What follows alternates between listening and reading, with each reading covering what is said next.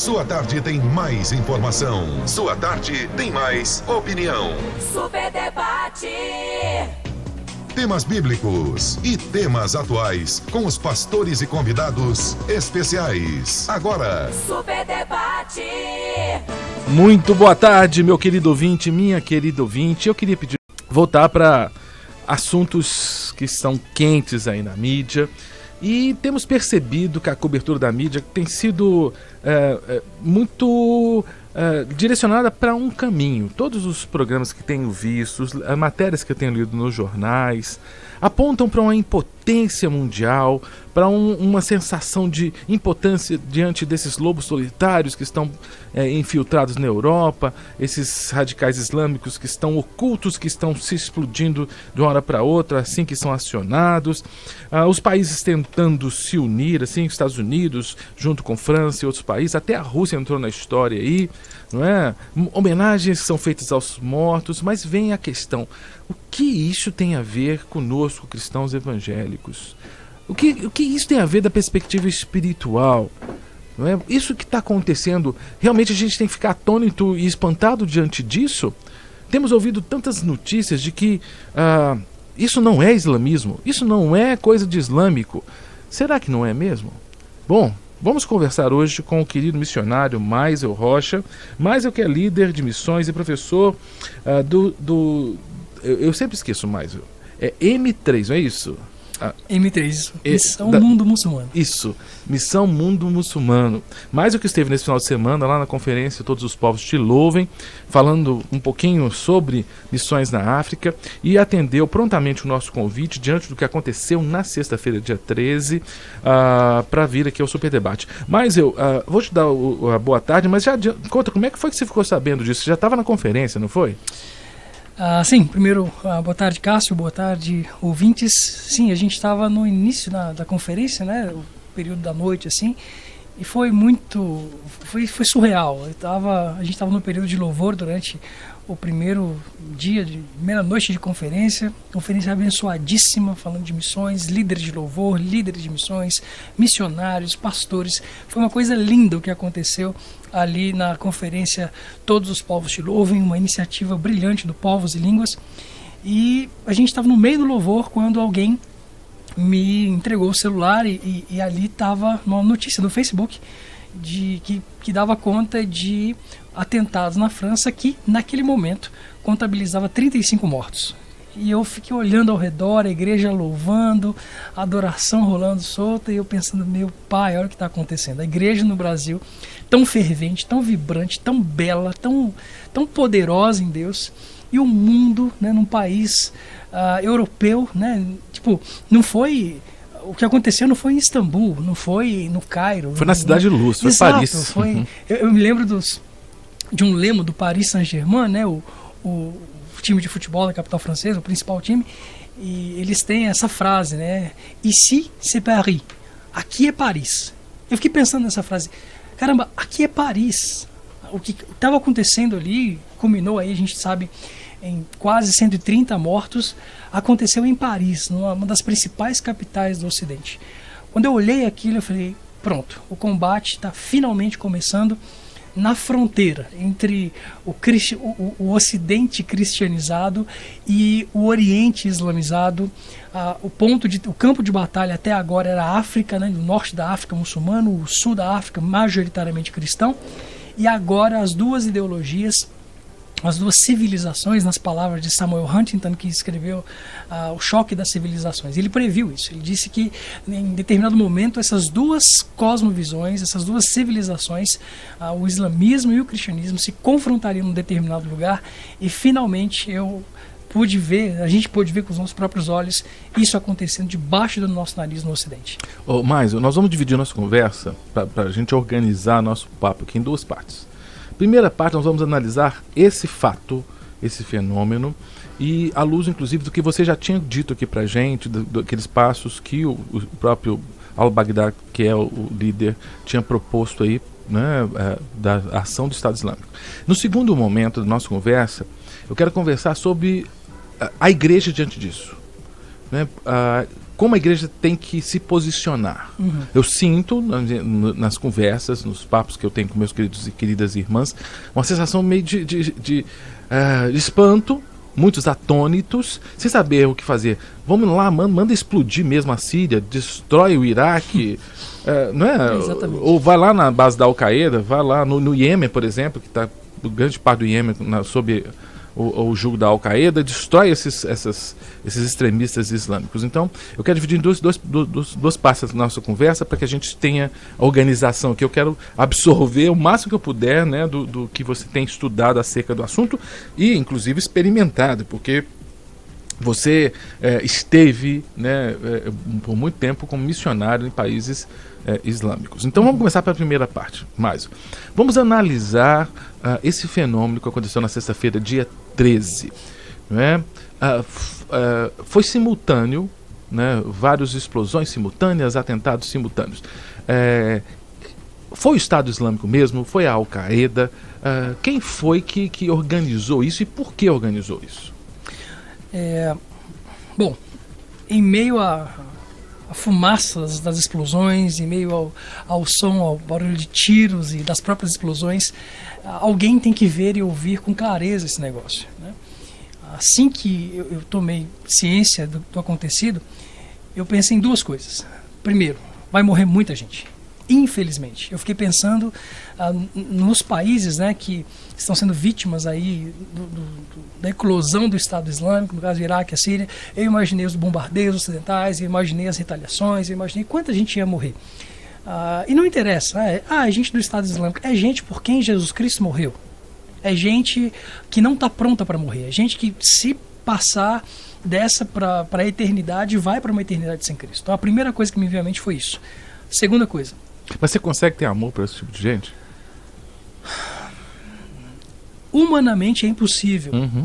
Mas o crente que é cheio do Espírito Santo, ele é capacitado pelo próprio Deus a cumprir só o a amor ordenança ágape, de né? Cristo. Exato.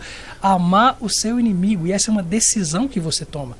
Não é um sentimento. O amor não é um sentimento. O amor é uma escolha, é uma decisão, é um caminho que se segue. Paulo explica o amor como um caminho sobremodo excelente. E esse é o caminho que todo cristão precisa tomar.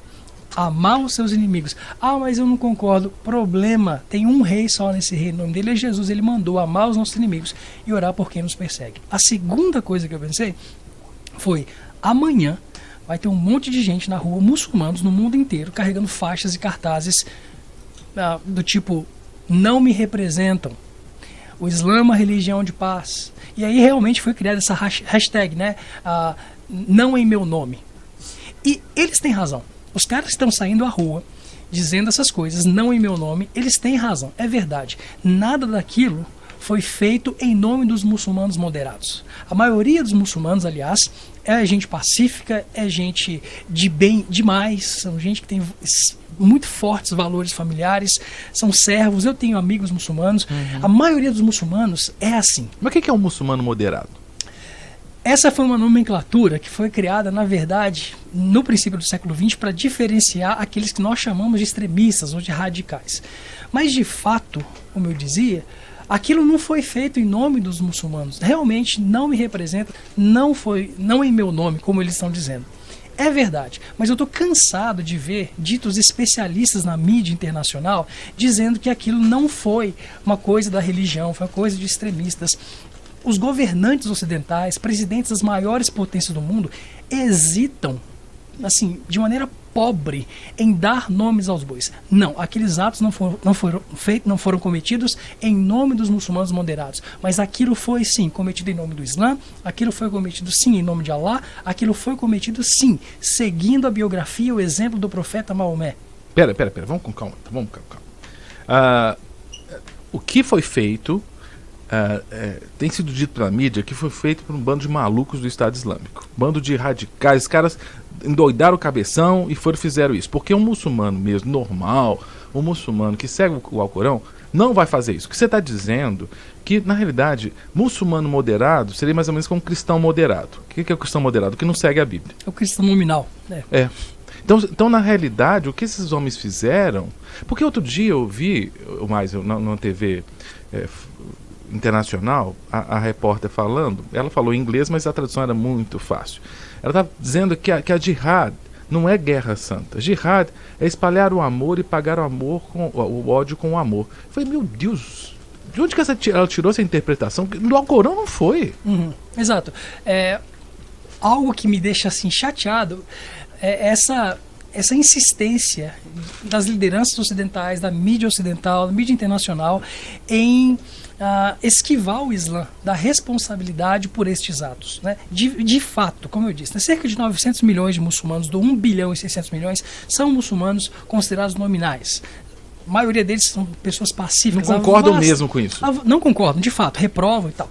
A questão é que você não tem como analisar um fenômeno socio-religioso se não for partindo das premissas, se não for partindo da fonte.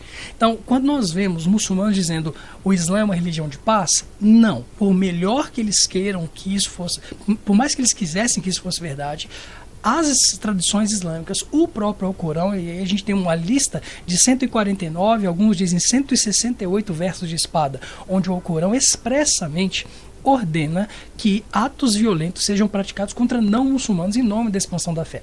Não se pode dar um ressignificado ao jihad. Para você entender o que é jihad, você tem que analisar a origem, a gênese do Islã no século VII após a morte de Maomé. O jihad é sim lutar o caminho de Alá, é o caminho de Alá. Muçulmanos, aspas, moderados, dizem que o jihad é na verdade uma luta, o jihad superior, como eles chamam, né? É uma luta do homem contra os seus pecados, as suas tentações. Mas jihad, essa palavra usada no século VII não tinha nada a ver com uma luta interna. Era sim uma luta perpetrada pelo profeta e pelos seus seguidores em nome do Islã para a expansão da religião. E eu não estou citando fontes cristãs, eu não estou citando missiólogos cristãos, pregadores cristãos, eu estou citando os principais documentos do islamismo. Quais são? O primeiro deles, o Alcorão Sagrado, para os muçulmanos. 149 versos, onde os infiéis precisam ser combatidos. Ah, mas tem tanto verso... Mas a expressão seria combatido, não... numa analogia ao nosso evangelizado, não seria ganho para o islamismo? Pois é. Durante os 12 primeiros anos da carreira profética de Maomé, entre 610 e 622, você encontra versos, aspas, de paz. Como, por exemplo, a Sura 2, 256. Capítulo 2, verso 256 do Corão, que diz: não haja compulsão na religião. Ou seja, não force ninguém a se converter. Muçulmanos moderados que gostariam que o Islã fosse uma religião de paz, se valem desse verso para dizer, está vendo? Isso aqui é o verdadeiro Islã. O problema é que existe uma regra de interpretação corânica chamada Naskh al-Mansukh, os abrogados e os abrogantes. Qual que é a regra? Como o Corão possui versos de violência e versos de paz, os muçulmanos, confrontados pelos cristãos medievais ainda, tiveram que criar uma regra de interpretação. E essa regra é a seguinte: o verso que foi revelado mais tardiamente, se em contradição com algum outro verso, anula o verso revelado anteriormente. Ou seja, a Sura 2, 256 é anulada por versos posteriores, revelados nos 10 últimos anos da carreira profética de Maomé. Então, no fim das contas, o que está acontecendo é que, ainda que os muçulmanos e a mídia digam, não, isso não é coisa do Islã, por favor, analisemos as fontes. O Corão, a Sunna, que é a biografia do profeta, né? Aliás, a tradição do profeta, e a Sira, que é a biografia do profeta. Historicamente, Maisel, você falou do século VII aí, o Islã nasceu ali na Península Arábica, não é isso? E teve uma expansão muito interessante, que eu digo importante, no norte da África. Ele foi, olhando no mapa, ele foi ali para a esquerda, né, indo em direção ao ocidente, entrou na Península Ibérica, foi até a França, por ironia. Curiosamente foi até a França, né? Depois ali começou a Guerra de Reconquista. Essa expansão foi bélica, foi na base da violência, ela não foi... pelo que eu lembro da história, teve muita guerra, né?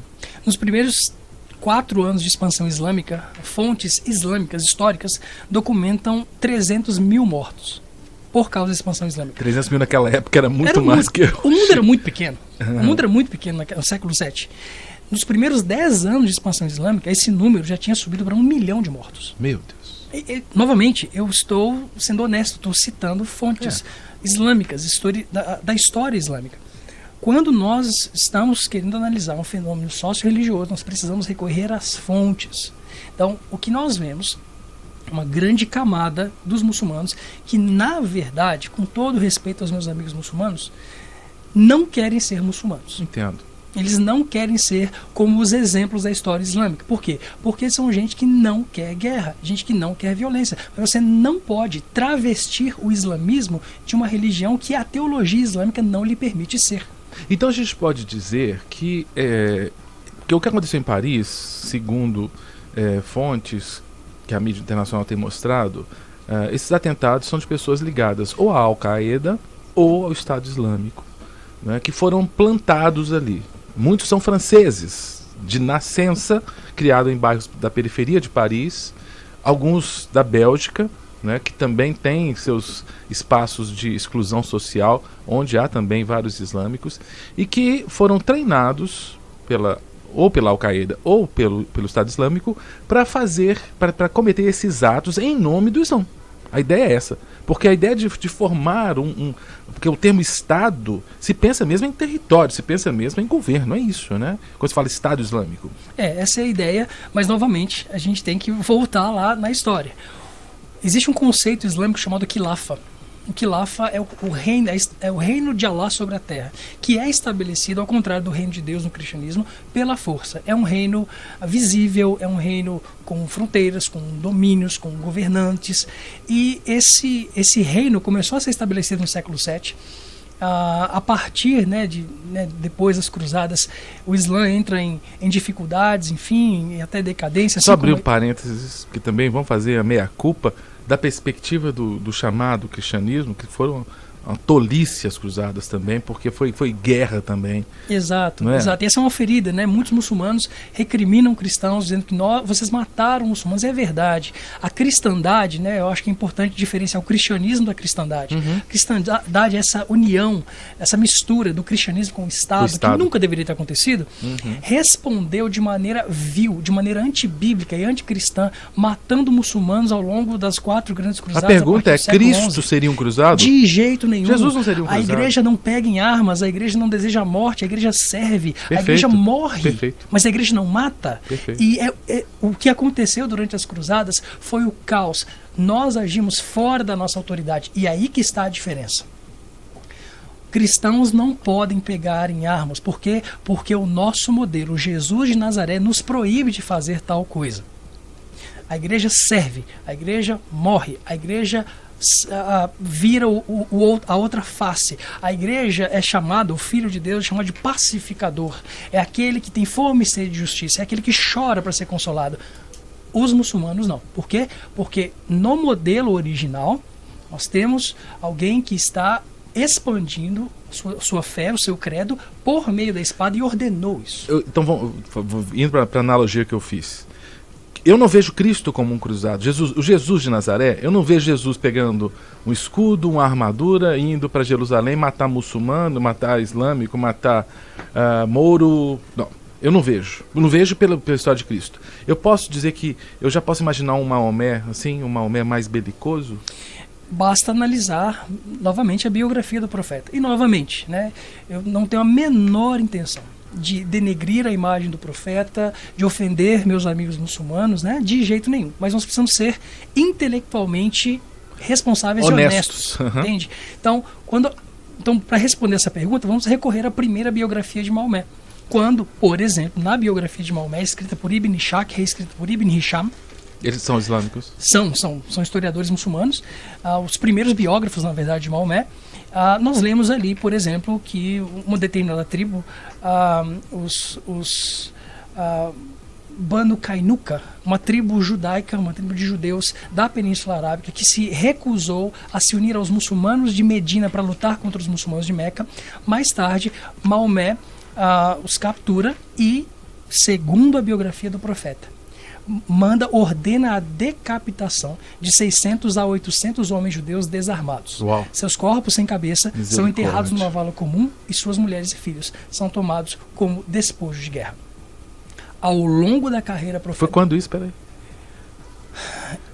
O ano passado, Se não eu- foi? o quê? Que teve decapitação? Pois é, pois é. Esse ano, por exemplo, né, quando a gente vê os muçulmanos cortando a cabeça das pessoas, existe um padrão, existe um modelo a ser Pois seguido. é. E aí, quando eu vejo vídeos, por exemplo, de muçulmanos antes das execuções citando o Corão, citando as ordens corânicas, citando versículos corânicos. Eles não estão inventando, mas... Não se pode reescrever a história, não se pode reescrever a teologia. A gente tem que ser intelectualmente honesto com os fatos. A igreja errou feio nas cruzadas e os muçulmanos, o pessoal fala assim, não, foram loucos, radicais que sequestraram. Não, eles estão seguindo o que o livro diz. Isso quer dizer que todo muçulmano é terrorista? Justamente o Isso, contrário. o contrário. Como eu disse, a maioria dos muçulmanos Não é praticante. quer abraçar aquilo que o Islã Interessante. demanda deles. Tanto é, uma coisa muito importante de se destacar, eu sei que a gente vai falar sobre igreja daqui a pouquinho, mas o que muito cristão não sabe no mundo hoje é que as atrocidades que o Estado Islâmico está perpetrando no mundo está espantando centenas de milhares de muçulmanos. E há relatos de dezenas de milhares de muçulmanos no mundo inteiro, na Ásia, Oriente Médio e África, que estão abandonando o Islã por causa das atrocidades que os muçulmanos do Estado Islâmico e de outras organizações terroristas estão cometendo. Muitos desses estão se convertendo a Cristo por causa da decepção Com que estão vergonha tendo do- com o Islã. Então o hashtag eles não me representam é fato. Eles não representam esses cristãos, esses islâmicos nominais, moderados. Depende de quem está segurando a faixa, não em meu nome, né? Sim, perfeito. Depende de quem tá segurando. Por quê? Um outro fenômeno, né? Isso era previsto. Eu falei com alguns amigos a respeito disso. Quando começaram as grandes ondas de refugiados na Europa, eu pensei, se eu sou um estrategista do Estado Islâmico, eu raspo a barba de muitos dos meus melhores homens, queimo o passaporte deles, conto uma boa história para eles para eles poderem reproduzir isso nas fronteiras. Qualquer Estado ocidental bate a porta na cara de imigrantes, mas ninguém tem coragem de bater a porta na cara de refugiados. Então, assim, existem infiltrados, né, jihadistas nas massas de refugiados.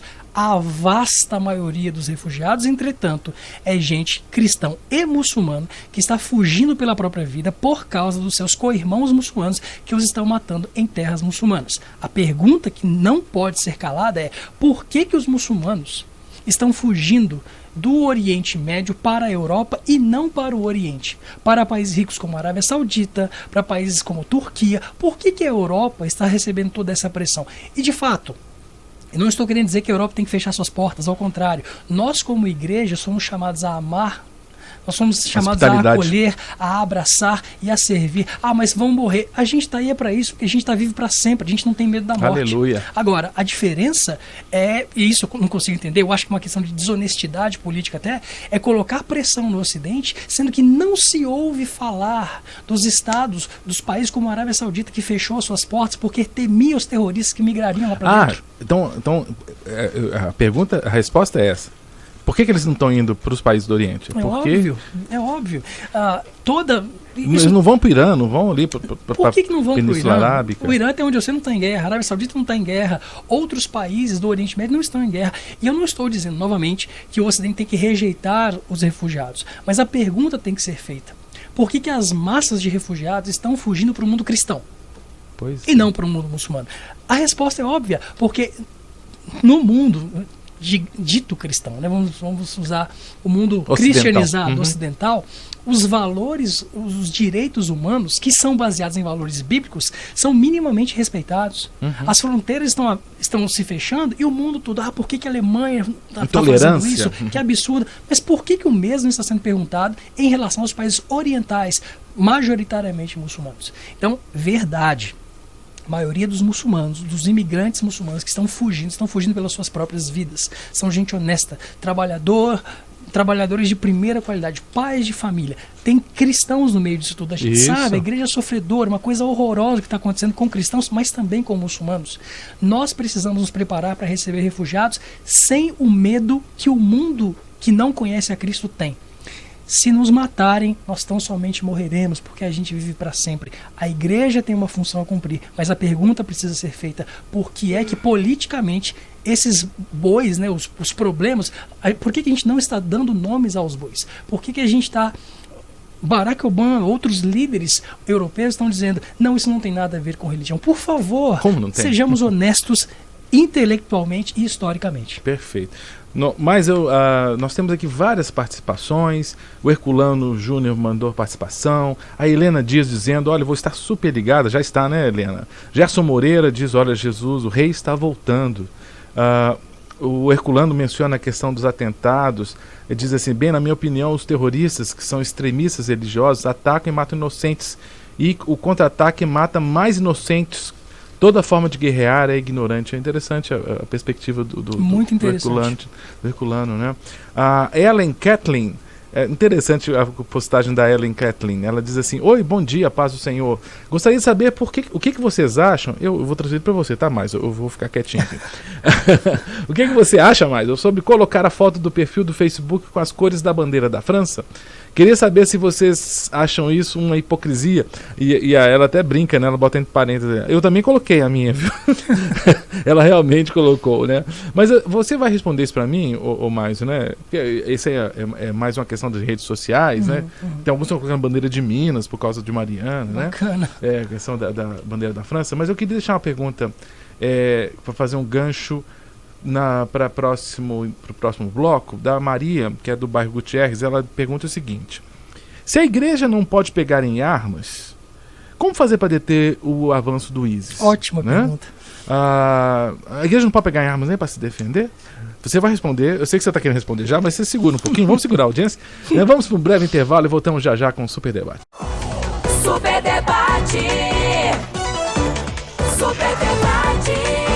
Voltando com o Super Debate, meus queridos ouvintes, minhas queridas ouvintes, agora na mesa de som está ela, Michele Marins, e sua indefectível laranja. Que laranja bonita, claro. Michele Marins. Você tá achando? Boa tarde para vocês. Eu não tô secando a laranja não, porque tá bonita, viu? Eu tô cismada que ela tá querendo começar a apodrecer. Não, então você pode descascar e chupá-la, que é saudável. Michele, o papo tá muito bom, porque a gente tá com o missionário mais aqui sério. hoje. Trazendo muitos esclarecimentos sobre a questão da análise dos atentados, né, da perspectiva aí religiosa, teológica, que é a nossa perspectiva, missiológica até.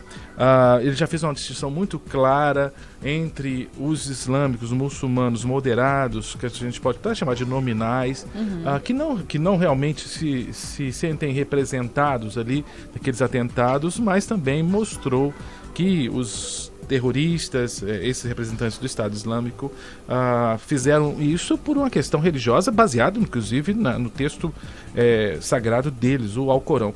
E eu deixei uma pergunta aqui da Maria, mas antes da pergunta da Maria, só porque é questão de ordem, um ouvinte, o Fábio da Lagoinha, porque a gente falou do Alcorão, mas você mencionou rapidamente, eu ia falar em francês, en passant, né, para gastar todo o meu francês que eu estudei na escola. Eu pensei, o que você tá meneando na cabeça, Priscilinha? Ela tá fazendo assim, até se acha, Cássio. En passant, você comentou da Suna. A Suna é um outro texto, não é o Alcorão, é claro. O que é a Suna? As tradições islâmicas são compostas por 7 gêneros, né, de escritura. O primeiro deles, o mais importante, o único sagrado, é o Corão.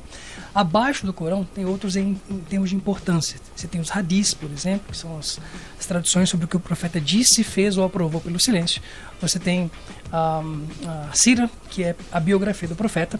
A Sunna, na verdade, é o corpo de tradições que combina os hadiths com a Sira. Então, o resultado da biografia do profeta, da união da biografia do profeta com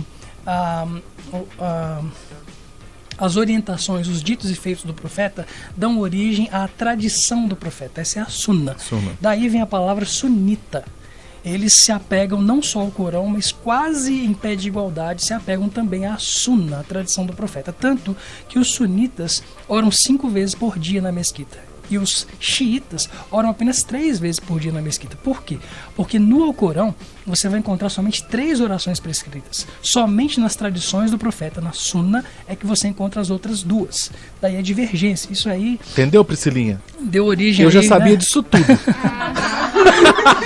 deu origem a um problema muito grande, né, da divisão entre sunitas e xiitas a partir do califa Ali, né, que é o quarto califa. Desculpa, mas a pergunta da Maria voltará aqui, mas aproveitando, porque você falou dos sunitas e xiitas. Em termos de quantitativos, o maior grupo hoje são sunitas, não é isso? São sunitas, e é errada aquela ideia de que muita gente usa, né? O cara é muçulmano xiita, o cara é crente xiita, como se xiitas fossem mais radicais, e não são.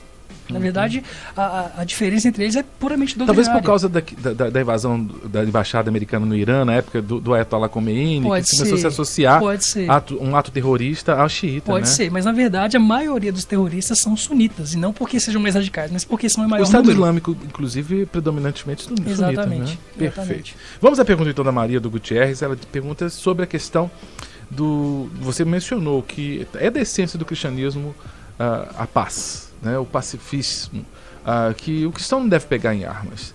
Mas como é que a gente combate o Estado Islâmico se a gente não pegar em armas? Mas vamos ler a Bíblia. As armas da nossa milícia não são carnais, mas poderosas em Deus para destruir. Eu vou complicar você, tá? Só tô te avisando. Pode continuar. Fica à vontade.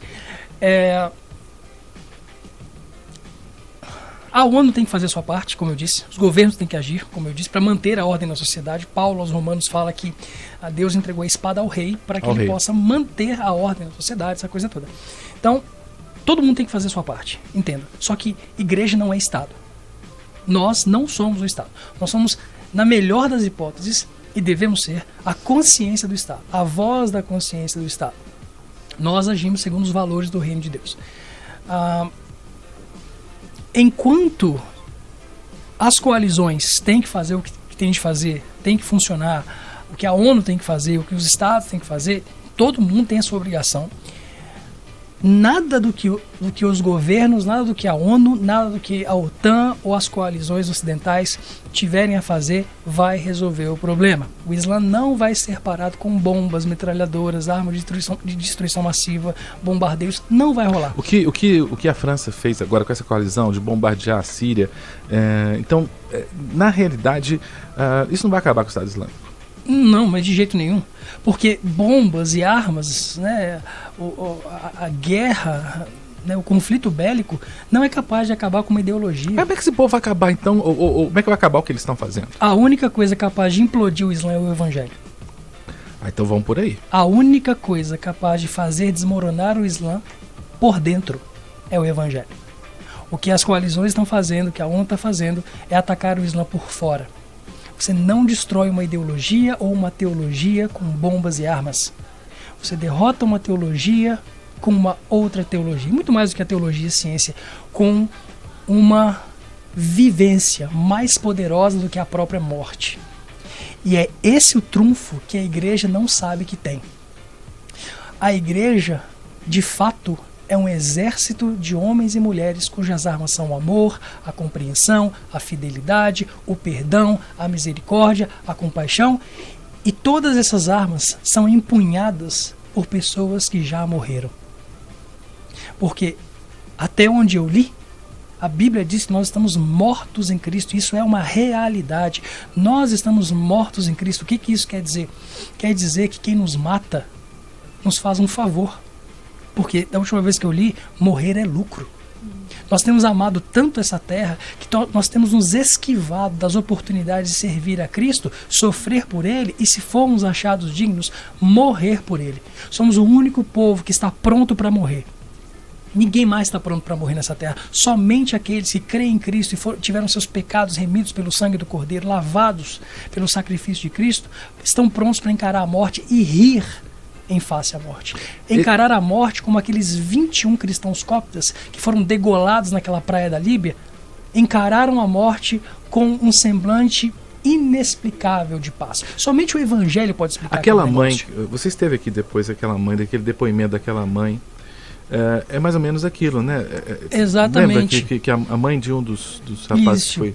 O Mário Freitas, líder da Missão Mais, ele esteve lá para auxiliar a família, para auxiliar a igreja da vila da qual saíram aqueles cristãos cóptas. Eles foram em busca de emprego na Líbia.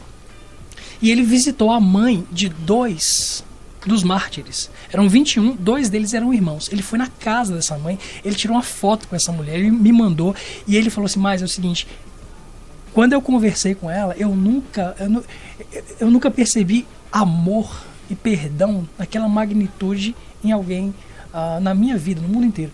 Ela disse, o filho dela, que obviamente sobreviveu, que nem foi para a Líbia, perguntou: mãe, se a senhora soubesse que os assassinos do seu filho dos seus filhos, dos meus irmãos, estão passando do outro lado da rua, o que a senhora faria? E ela disse: eu os chamaria para se assentar e comer à minha mesa, desfrutar da minha comida. Isso para um árabe quer dizer comunhão, muito mais do que se alimentar. E ela disse, uma mulher de quase 70 anos, disse: eu os perdoaria porque eles não sabem o que estão fazendo, porque eles servem a um Deus falso. Lembrei de alguém que na cruz disse a mesma coisa. Pois é. E é isso que nós não podemos esquecer. Nós estamos prontos para a morte. Nós não podemos nos acovardar. A única coisa que pode implodir o Islã, fazer o Islã desmoronar, é o Evangelho. Não é a igreja. É o Evangelho de Cristo. O Cristo crucificado. O amor encarnado que sangrou no madeiro maldito para que todo aquele que cresce e não perecesse, mas tivesse a vida eterna, fosse reconciliado com Deus por meio do sacrifício do Cordeiro de Deus que tira o pecado do mundo. E é disso que os muçulmanos precisam, é disso que eles estão atrás. Eu vejo os comentários: os muçulmanos são muito, muito devotos, olha só, eles estão morrendo por sua fé. Não, eles não são corajosos, eles são covardes. Os caras que matam em nome de Allah desse jeito, se explodindo, tirando a vida de gente pelas ruas, não são corajosos, são covardes, porque o Islã não dá certeza de salvação a ninguém. A única promessa, ainda assim bastante vaga, que pode conferir ao muçulmano alguma esperança de salvação, é se ele morrer em jihad.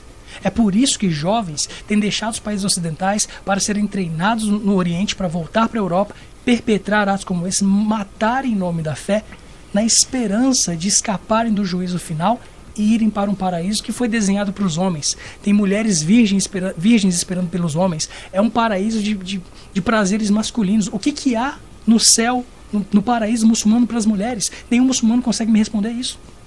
No fim das contas, o cristianismo, a fé cristã e o seguir missionário da igreja é a única coisa que pode levar uma esperança que há de fazer desmoronar o Islã. Eu tenho um amigo, um dos professores da UM3, Universidade de Missão Mundo Muçulmano. Ele é iraniano, nasceu e cresceu em Teherã. É um xiita de nascimento. Se converteu na juventude, fugiu da guerra Irã-Iraque, foi para Portugal e lá se converteu a Jesus. Hoje ele é pastor de igrejas iranianas, prega o evangelho na TV iraniana via satélite, ele ensina.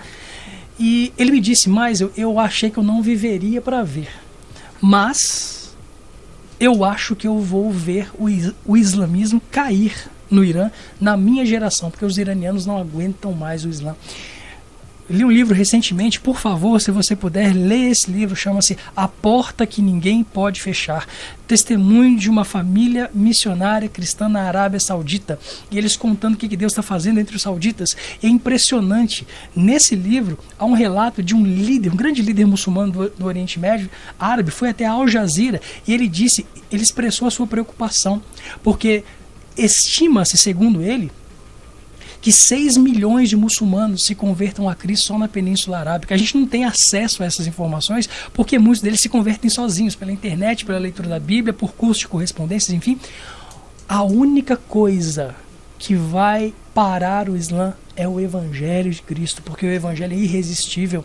Quanto mais nos matam, mais nós nos multiplicamos. Quanto mais nos fazem sofrer, mais fortes nós nos tornamos. Foi assim que a igreja nasceu, foi assim que a igreja cresceu e se expandiu, por meio do serviço, não por meio do ódio, por meio do abraço, não por meio dos golpes, não por meio dos tiros, não por meio dos contra-ataques, não por meio das cruzadas, mas por meio do serviço. Foi para isso que nós somos chamados.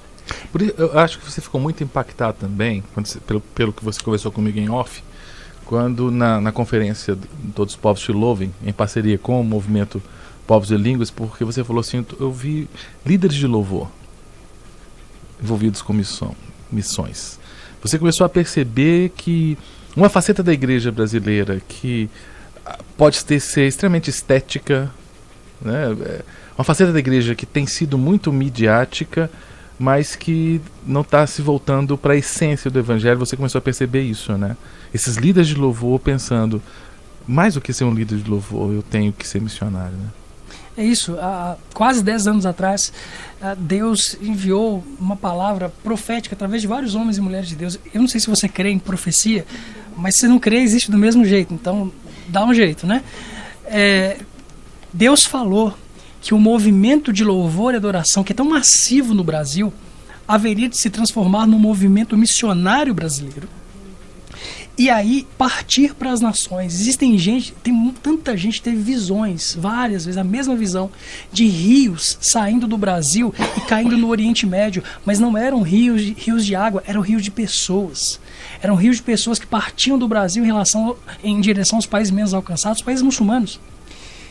E Deus disse que o movimento de louvor e adoração se transformaria num movimento missionário brasileiro em direção às nações, e uma vez nas nações, uma vez que o evangelho impactasse as nações, esse movimento missionário voltaria a ser um movimento de louvor e adoração nas nações, por meio dos novos remidos por Cristo, porque afinal de contas, como disse John Piper, missões existem, porque o louvor e a adoração não existem. No dia em que as nações adorarem o Cordeiro, a missão termina. Verdade. E o que nós vimos, né, nessa conferência, Todos os Povos Te Louvem, foi algo assim impressionante. Líderes de louvor como a Ana Nóbrega, o Marcos Almeida, a Nívia Soares, o Juliano Som, esses caras assim, que estão aí na vanguarda, né, dessa nova geração de líderes de louvor, os caras falando de missão. Os caras falando de estatísticas, os caras dizendo, não, é tempo de a gente parar com esse negócio de criarmos eventos, de buscarmos o nosso próprio nome, a nossa própria fama e cumprirmos aquilo que o Cristo quer que nós realizemos. Então, irmãos, esse é o tempo. Esse é o tempo. O Senhor abençoou a nossa nação. O Senhor nos deu graça diante das nações. Eu fiquei pensando esses dias, estava até comentando com o Breno, o líder do Povos e Línguas. Eu falei, Breno, eu não conheço uma igreja que foi tão privilegiada em 2000 anos de história como a brasileira. Porque o Brasil tem uma igreja vibrante, a igreja tem líderes que são verdadeiros homens de Deus. A igreja no Brasil tem professores, tem seminários, tem organizações missionárias. A igreja brasileira tem dinheiro e, finalmente, a igreja brasileira tem carisma. A igreja brasileira tem graça diante das nações. Você chega num país, as portas, principalmente nos países não alcançados, as portas se abrem. Por quê? Porque você é brasileiro, você é graça de Deus. Mas a Carolina Desirê, ela comenta em cima do que você está falando. Conforme notícias, gostaria de saber o que pode ser feito com relação à evangelização dos muçulmanos que estão vindo para o Brasil como refugiados. Corremos o risco de brasileiros serem convertidos ao Islã? Não seria a hora da Igreja de Cristo se levantar em autoridade em nome de Jesus, levar a palavra a essas pessoas que estão vindo para cá? Boa pergunta, né? O islamismo não é um fenômeno que está do outro lado do Atlântico mais. Nós temos 2 milhões, mais ou menos, de muçulmanos no Brasil. Boa parte destes são brasileiros convertidos. Muitos brasileiros convertidos ao Islã eram membros de igrejas evangélicas. Você que é de São Paulo, né? Eu comentei contigo outro dia, você é da Coab, não é isso? Sou, Zona Leste. Na Zona Leste. Há muitas comunidades da Zona Leste com mesquitas já. Exatamente, né? Em São Paulo, Foz do Iguaçu, no Nordeste brasileiro, no Sul do Brasil, esse negócio está assim, é um fenômeno que a igreja não está percebendo. Quando a gente fala em evangelizar muçulmanos, não necessariamente, né? De preferência sim, mas não necessariamente você vai evangelizar muçulmanos só do outro lado do mundo. Sim. Aqui em BH nós temos uma comunidade muçulmana, né? Em São Paulo e por aí vai. Primeira coisa que você tem que fazer: estuda, aprende, saiba, descubra, conheça. As pessoas não evangelizam muçulmanos por 3 razões principais. Todas elas têm a ver com medo. Primeiro medo: não sei o suficiente a minha fé para defendê-lo diante dos ataques muçulmanos. Segundo, eu não conheço o Islã o suficiente para me engajar numa conversa significativa e profunda sem tomar uma surra ideológica de um muçulmano. Terceiro, medo de sofrer, de ser preso, de ser torturado e finalmente de ser morto.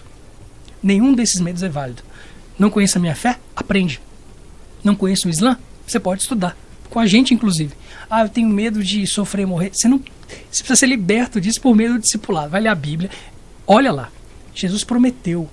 E é bênção, é bem-aventurado quem chora, né? É bem-aventurado quem sofre, grande é o galardão daqueles que padecem, enfim. Paulo falou para mim viver Cristo isso. E morrer. Nós não temos razão possível para nos acovardarmos diante desse desafio. Então, a primeira coisa, entregue-se ao Senhor. Reconheça o fato de que você não é seu. Você estava morto em seus delitos e pecados. E finalmente, Jesus entregou a sua vida para que você vivesse. A vida que você tem hoje não é sua, é de Cristo. Então você não pode fazer com ela o que você bem entender. A vida é de Cristo, ele tem que decidir o que vai ser feito. Segundo, estude. Acesse m3.org.br. Essa é uma das iniciativas existentes aí para ensinar a igreja a como evangelizar muçulmanos, a como responder ao desafio do Islã. E finalmente, algo muito importante, não é um processo simples, ou seja, a gente não pode falar só com o vocacionado, a gente tem que falar com o pastor da igreja dele. Por quê? Quantos vocacionados querem? Eu tenho um chamado missionário e o pastor não tem visão. É tempo de a liderança evangélica ter o seu coração convertido à missão de Deus. É fundamental que pastores, líderes, vocacionados, empresários cristãos, líderes de agência missionária se unam em prol da conclusão da missão de Deus em todas as nações. E nisso eu acho que o Povos e Línguas pode ajudar demais, porque ele promove justamente a convergência desses fatores para que o mundo possa ouvir o Evangelho. Mas nós estamos cada dia mais internacionais, né? Nós temos ouvintes de vários países, da França, né? Nós temos ouvintes do México, do Japão, e pela primeira vez que a gente tem contato via Periscope, nós temos um ouvinte da Rússia. Ó, que bacana. A Olia. Olia, eu não sei a cidade, né, se é de Moscou, mas um grande abraço, Olia, da Rússia. E o Periscope, falar em Periscope, essa ferramenta, mas o debate está quente aqui no Periscope. Ai.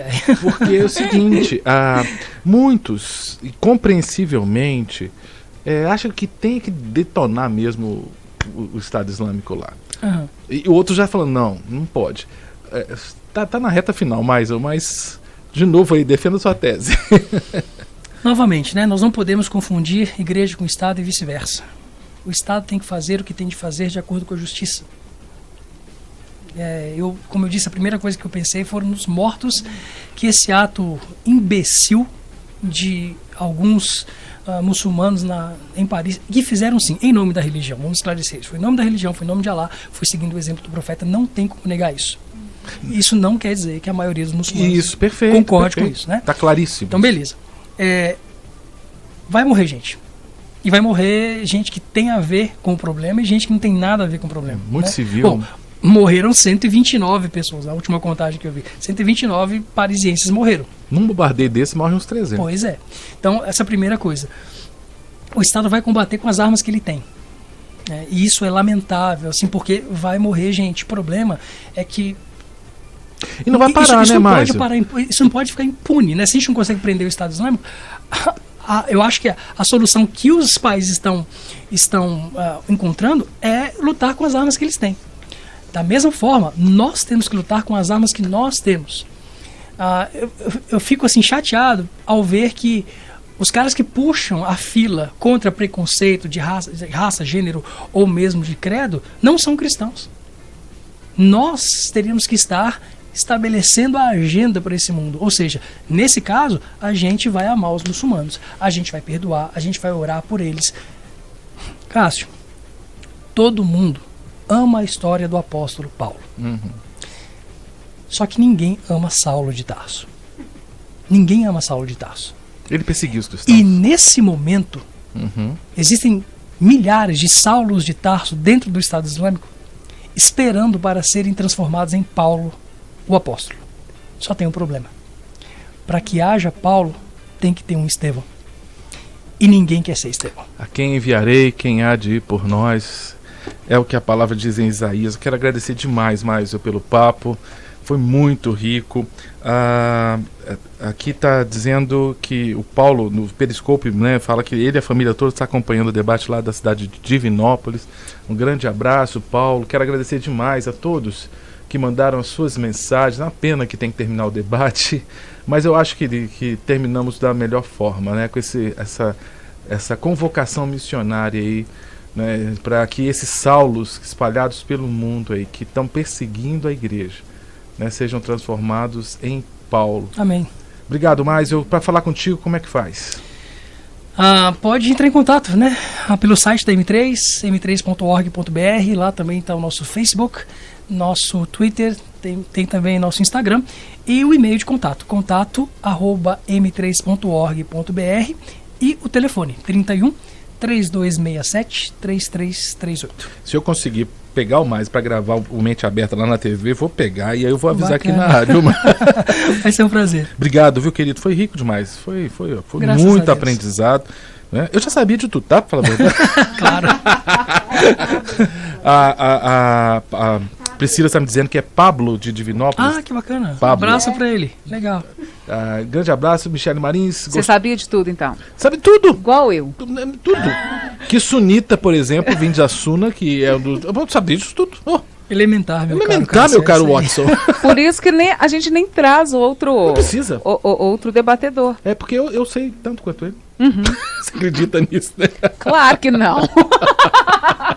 Mas foi muito rico. Com certeza. Esse programa, absoluta. eu não ouvi nada nas rádios, nas TVs, na internet, o que a gente ouviu aqui agora, viu, Michele? Isso é de ficar gravado isso aqui hoje, né? Porque foi uma mensagem do Senhor para a Amém. Igreja Brasileira. Verdade. Michele, um beijo no seu coração. Assuma agora o comando do nosso microfone aqui da Rádio Super. Bora. Que Deus te abençoe e te guarde. Amém. Um beijo, ouvintes. Até amanhã com mais um Super Debate.